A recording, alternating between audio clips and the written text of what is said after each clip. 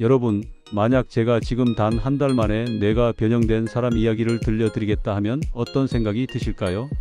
사고도 아니고 병도 아닙니다. 그 사람은 단지 한 가지를 했을 뿐입니다. 우리가 마트에서 매일 보던 음식들, 편의점에서 몇천 원이면 살 수 있는 그 익숙한 음식들로 식단의 대부분을 채웠습니다.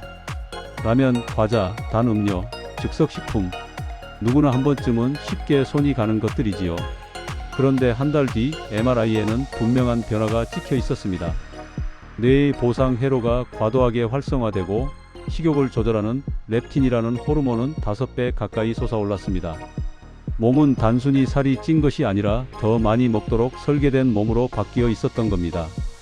이 이야기를 들은 순간 저는 등줄기가 서늘해졌습니다.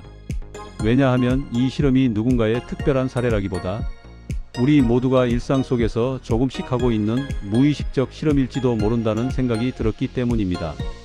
편해서, 싸서, 맛있어서 집어오는 그 한 봉지가 한 캔이 한 끼가 모여서 우리의 몸과 뇌에 어떤 설계를 다시 하고 있는지 우리는 거의 모른 채 살아가고 있습니다. 오늘은 그 숨겨진 설계도를 펼쳐보려 합니다. 초가공식품이 왜 이렇게 빠르게 몸을 무너뜨리고 왜 비만을 만들고 그 비만이 어떻게 뇌 기능과 치매 위험으로까지 이어지는지, 그리고 무엇을 바꾸면 이 흐름을 되돌릴 수 있는지를 천천히 이야기해 보려고 합니다. 이 실험을 진행한 사람은 영국의 의사 크리스 반 툴레켄입니다. 여러 의학 프로그램을 진행하기도 하고 세 아이의 아버지이기도 한데, 그는 어느 날 문득 자신이 아이들에게 권하지 않는 음식을 본인은 아무렇지 않게 먹고 있다는 사실을 깨달았다고 합니다.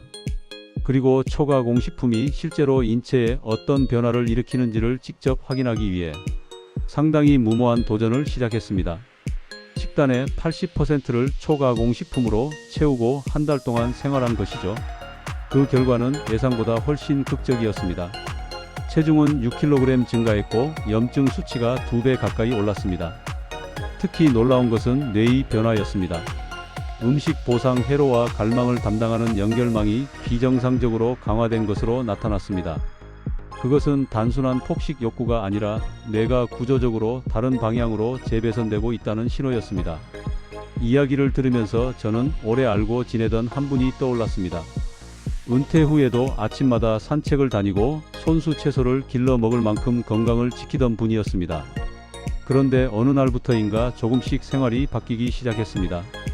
장을 보는 일이 번거롭고 혼자 식사를 준비하는 것도 귀찮다 보니 집 근처 편의점의 도시락이나 빵, 즉석국으로 대부분의 끼니를 해결하게 된 것입니다. 먹기 편하고 맛도 나쁘지 않으니 처음에는 별 문제가 없어 보였지만 몇 달이 지나자 변화가 찾아왔습니다. 식사를 하고 나면 이상하게 기운이 빠지고 배는 분명 부른데 허전함이 남아 금세 다른 음식을 찾게 되었고 체중은 조금씩 증가했습니다. 활동량은 줄고 식욕은 더 커지는 악순환이 시작된 것입니다. 초가공식품이 만드는 변화는 대부분 이렇게 조용히 시작되고 서서히 쌓여서 어느 순간 몸 전체의 패턴을 바꾸어 놓습니다. 이제 질문을 던져보죠. 초가공식품은 왜 이런 변화를 일으킬까요? 가장 중요한 이유는 이 음식들이 지나치게 빨리 흡수되고 지나치게 강한 맛을 내도록 설계되어 있다는 데 있습니다. 정제된 탄수화물과 지방, 첨가된 당과 향미 증진제는 입안에서 거의 씹을 필요 없이 녹아들고 소장에서는 순식간에 흡수됩니다. 그러면 혈당이 급격히 오르고 인슐린이 폭발적으로 분비됩니다. 이런 패턴이 반복되면 인슐린 저항성이 생기고 지방은 더 쉽게 축적됩니다. 동시에 이러한 대사 패턴은 저등급 만성 염증을 일으킵니다. 여기서 말하는 염증은 열이 나거나 붓는 염증이 아니라 몸속 깊은 곳에서 조용히 지속되는 염증 반응입니다. 지방 조직에서는 염증성 물질이 계속 생성되는데 이 물질들은 혈관을 타고 뇌에도 영향을 미칩니다. 뇌는 염증에 매우 민감한 기관이라 이런 상태가 오래되면 기억 형성과 집중력, 감정 조절에 관여하는 부위들이 서서히 기능을 잃기 시작합니다. 이제 이 지점에서 비만과 치매가 어떻게 연결되는지 조금 더 들여다볼 필요가 있습니다. 비만은 단순히 체중이 늘어난 상태가 아니라 대사가 교란된 상태입니다. 인슐린 저항성이 생기면 뇌세포도 포도당을 제대로 활용하지 못합니다. 즉 연료는 충분한데 불이 붙지 않는 것과 같은 상태가 됩니다. 이런 상황이 오래 지속되면 뇌세포의 기능은 저하되고 뇌의 위축도 빨라집니다. 최근 여러 연구에서는 이러한 대사 장애와 염증이 알츠하이머병에서 보이는 단백질 축적과도 관련이 있다는 보고가 이어지고 있습니다. 그래서 어떤 학자들은 알츠하이머를 제3형 당뇨라고 부르기도 합니다. 초가공 식품이 직접 치매를 만드는 것은 아니지만 초가공 식품이 만들어내는 대사 환경과 염증 반응이 뇌의 노화를 확실히 앞당길 수 있다는 이야기입니다. 앞서 말씀드린 지인의 친구분도 어느 무렵부터인가 요즘은 자꾸 말이 끊기고 생각이 흐려져 하고 걱정하셨습니다. 물론 그분의 모든 증상이 초가공식품 때문이라고 단정할 수는 없지만 몸과 뇌가 조용히 보내던 신호를 되돌아볼 필요는 분명히 있었습니다. 하지만 여기서 우리가 절망할 필요는 없습니다. 뇌는 나이가 들어도 스스로 회복할 수 있는 능력이 있습니다. 신경가소성이라고 부르는 이 능력 덕분에 우리의 식생활과 활동, 습관이 조금만 달라져도 뇌의 대사와 염증 상태는 얼마든지 개선될 수 있습니다. 초가공 식품을 완전히 끊을 필요는 없지만 그 비중을 조금 줄이고 자연식품을 늘리는 것만으로도 혈당 변동 폭이 줄고 염증 반응이 감소합니다. 장내 미생물의 구성이 좋아지는 것도 매우 중요한 변화인데 장내 미생물은 단순히 소화를 돕는 존재가 아니라 뇌의 염증을 조절하고 감정과 인지 기능에도 영향을 주기 때문입니다. 식사는 하루에 3번 우리 몸과 뇌에 신호를 보내는 일입니다. 그 신호가 안정적이고 부드러워지면 뇌는 서서히 회복할 여유를 갖게 됩니다. 세계 여러 나라에서는 이미 초가공식품 문제를 사회적 과제로 인식하고 있습니다. 칠레에서는 설탕과 포화지방, 나트륨이 높은 제품에 검은색 경고 라벨을 붙이고 어린이 대상 광고를 제한했습니다. 그 결과 아이들이 부모에게 이런 간식을 사달라고 조르는 일이 줄어들었다고 합니다.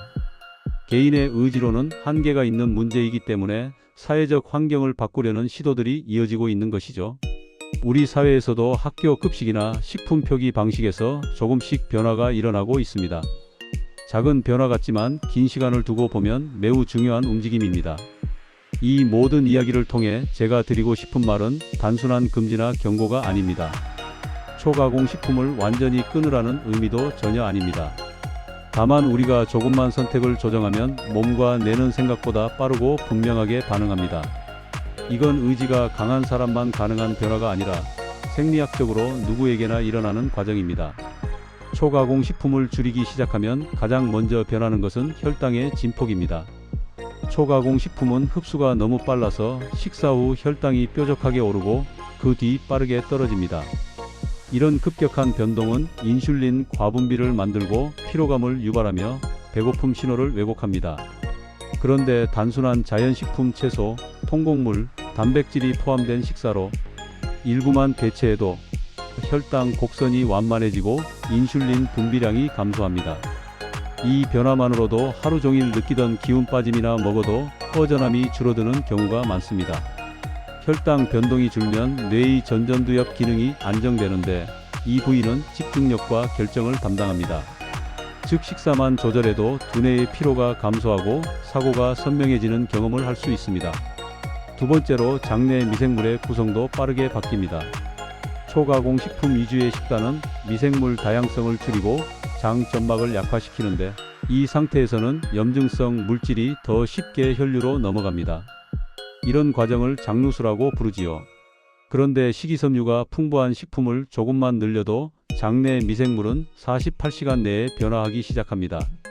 장내 미생물이 회복되면 염증 반응을 줄여주는 단쇄지방산이라는 물질이 증가하는데 이 단쇄지방산은 뇌의 미세아 교세포가 과도하게 활성화되지 않도록 조절해 줍니다. 미세아 교세포는 뇌에서 염증을 조절하는 세포입니다. 즉 장 건강이 조금만 좋아져도 뇌의 염증이 가라앉는 통로가 생기는 것입니다. 세 번째는 지방간과 체지방 분포의 변화입니다. 초가공 식품의 과다 섭취는 간에 지방이 축적되는 속도를 빠르게 하는데 간이 지방을 제대로 처리하지 못하면 혈액 속 중성 지방이 증가하고 염증 반응이 더 강해집니다.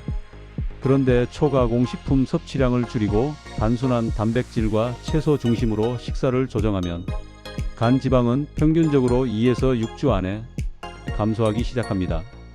간 지방이 줄면 인슐린 감수성이 회복되고 그 회복은 다시 뇌의 에너지 대사 안정으로 이어집니다. 기억력과 주의력 개선이 보고된 연구들도 바로 이 대사 회복과 관련이 있습니다. 마지막으로 매우 중요한 변화는 뇌의 대사 유연성입니다. 과도한 초가공 식품 섭취는 뇌가 포도당 의존적으로만 움직이도록 만들고 포도당 공급이 불안정해지면 뇌 기능도 바로 흔들립니다. 그런데 식사가 안정되고 단백질과 건강한 지방, 식이섬유가 늘면 뇌는 연료를 전환하는 능력을 회복합니다. 즉 포도당만 쓰는 뇌에서 지방산 유래 케톤도 함께 사용할 수 있는 뇌로 바뀌는 것이지요. 이 전환 능력이 회복되면 뇌는 스트레스에 덜 흔들리고 에너지가 일정하게 유지되며 기억 형성 회로가 더 안정적으로 작동합니다. 이 모든 변화는 거창한 결심이나 극단적인 식단이 아니라 아주 작은 선택으로도 시작됩니다.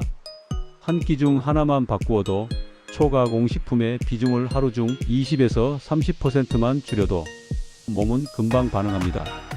식이섬유를 하루에 5g만 더 섭취해도 장내 미생물은 48시간 내에 달라지고 혈당 변동도 눈에 띄게 줄어듭니다. 우리가 흔히 느끼던 두뇌의 안개 낀, 느낀 브레인 포그라고 불리는 현상도 대개 이러한 대사적 회복과 함께 서서히 거쳐갑니다. 결국 우리가 먹는 음식은 단순히 배를 채우는 일이 아니라 뇌의 신호체계를 다시 조율하는 일입니다.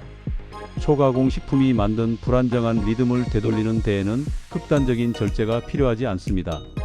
작은 조정이 뇌의 염증을 낮추고 대사를 안정시키고 장을 회복시키고 기억과 기분까지 바꾸는 연쇄 반응을 일으킵니다.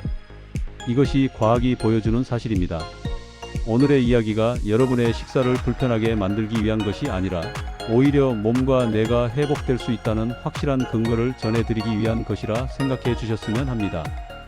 하루 한 끼라도 조금 더 자연에 가까운 음식을 선택하는 작은 변화가 여러분의 뇌 건강을 오래 지켜주는 가장 현실적이고 효과적인 방법입니다.